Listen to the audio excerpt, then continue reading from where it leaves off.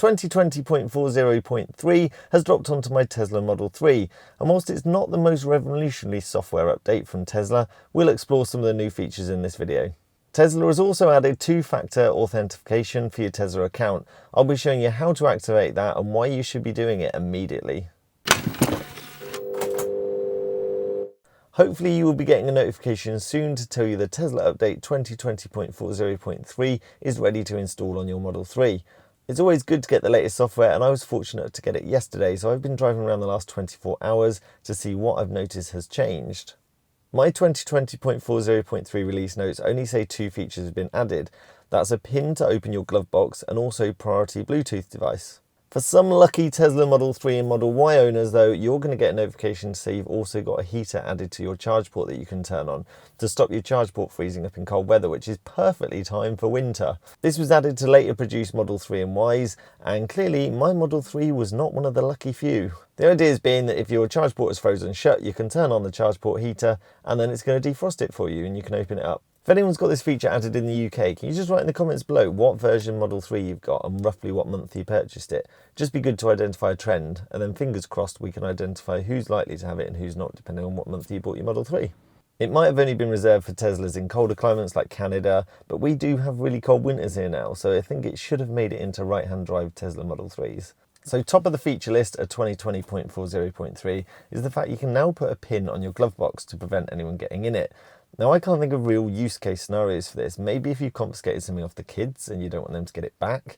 Or if you're in America, that's where you keep your guns, isn't it, right? Like, I'm going off every stereotypical film I've ever seen when someone goes and needs a gun to shoot back at the people chasing them. And they go in the glove box and they find one and then they can shoot back. That's factually correct, isn't it? Because if it's not and I'm getting chased in America, the first place I'm going is the glove box to shoot back. And I need to know whether this is the case or whether I have to go under the sun visor. But I suppose the argument would be if someone's got hold of your key card, then they could potentially get in your car, that would activate the touchscreen, and then you could open the glove box that way.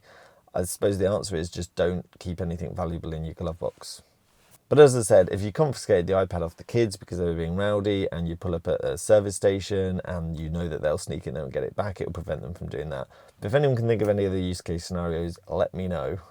So to enable it, it's pretty simple. You're just going to go into your car settings, safety and security, scroll down, and then you do the glove box pin. Now before I type in a pin, you only get one attempt at this, so if you did get it wrong, you could enter your Tesla account credentials to override it, which is really important, and that's why I'm stressing the two-factor authentication, because if someone does get hold of your account details, they can enter this to override the pin to drive as well, and also they could open your glove box just by having your account details, and that's why it's super important to keep them secure. So we'll enter the really complex pin, 1, 2, 3, 4. One attempt to do it, and now that's done. So we'll try and open the glove box. I need to enter a pin. I've entered it wrong, I've forgotten it. Okay, let's try enter in the right pin. And there you go, glove box opened. Might leave that on there because it's a super complex pin to break and it really enhances the security of my car. So that's simple, and if you do want to turn it off, you do need to enter the pin again. And then that's disabled. The second feature that's been added in 2020.4.3 is the fact you can now prioritise a Bluetooth device as you get into the car. I've had it a couple of times when both me and my mates get in the car at the same time and it automatically defaults to his phone rather than mine. It's not a massive chore if you get a phone call through for your mate when you're driving along, but it just adds that little extra layer of convenience and stops you messing around when you're driving.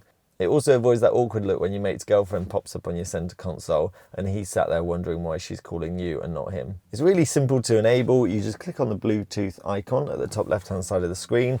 You'll get a list of all your previous Bluetooth devices that have attached to the car. Then you could choose the Bluetooth device you want to prioritise, switch across the priority setting, and you'll see the little star will indicate which one is the priority device. It's definitely a step in the right direction, this, but what would take this feature even further is if you could list them in priority of 1, 2, 3, or at least 1 and 2. Because then if you've got two people that drive the car regularly, you're only allowed one of them as a priority, and therefore if they get in the car and their friends get in the car, you're back to square one with that syncing problem. The other thing that I've noticed has been updated since 2020.40.3 is now if you've got pin to drive enabled, you just type in your pin number, and then rather than having to type the 4 digits then hit allow, as soon as 4 digits have populated the box, it will automatically try that as your pin and tell you whether you've been successful or not. And I know that seems like a small change, but don't forget, before the update, you were hitting the screen 5 times. Now you're only hitting it 4. That's a saving of 20% of your time. Think of all the stuff you can do. Every little helps. As I said, I've been driving around a bit since 2020.40.3 landed, and I've not noticed any changes to autopilot, any of the visualizations at all. My auto park still tries to park me in places that don't exist. And I need your help with Smart Summon. Does anyone's Smart Summon actually work? Is it my Tesla Model 3, is it my phone, or is it Tesla's issue? I'm assuming it's Tesla's issue. But if you use Smart Summon and it actually works for you, can you let me know? And equally, if it doesn't work, let me know so that I know at least we're all in the same boat and I don't have to send my Model 3 into the service centre. And that's all I can show you on this update because, as I said, I don't have the charge port heater. But not related to 2020.40.3 is the fact that Tesla now offer you two-factor authentication for your Tesla account. And I would recommend doing this as soon as possible because if someone got hold of your account details, they could effectively log in, find out where your Tesla is, come and unlock it, and then actually drive it away or override your PIN to drive, because all you need to do to override most of the car systems, if you've forgotten anything, is enter your Tesla account details. Two-factor authentication will prevent that because you get a notification through on your phone to make sure that you're logging in okay. So what you do, you go onto tesla.com, and then at the top right-hand corner of the page, you click on Tesla account. Sign in your usual way by typing in your email and your password. Once on the main screen, go to the middle right-hand corner for your account next to the history. Then you'll see a new option titled Multi-Factor Authentication. Click on this and it will say Manage, which adds that extra layer of security that I've been talking about. So you click the Manage button and then it brings you to this screen where it says use a third-party authentication app. I just use the Microsoft Authentication app, which I'm aware some organisations use, so you might already have it on your phone. Once that's downloaded and set up, click the next button here. Then sign into your account in the normal way. Then you'll get a QR code come up on the screen.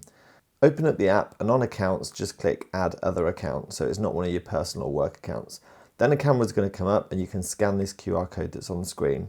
Once it scans, it gives you a 6-digit code on your phone with a countdown, which is the time you have to enter it into the next box here. Enter it into the box and once you're done, that's it. It gives you the options of backup codes that you can use if you lose the device. So if you do write these down, just keep them in a safe place because this would allow access to your account as well. Then click done and that's it. All your devices are set up. You can manage the devices so you can see which is which, because at the moment it just defaults to device 1. So I've just changed mine obviously to my iPhone. And what it does now is if you try to log in through another browser, we have that extra layer of security. So I'll log in as I did before, but this time it's a different browser. So use my email and password, but this time you'll see it asks for a passcode. If you go back to the authentication app, open it up on your phone, and you'll have a 6-digit code with a timer counting down. And you'll need to enter that in before it logs into a browser. Similarly, if you log in through the app, the same happens. So if you type in your username and password, you'll be prompted for a code. What is strange, and I hope gets rectified very quickly, is the fact that if I log in through my Model 3, then I don't need to do it. And this overrides the new PIN on the glove box and PIN to drive.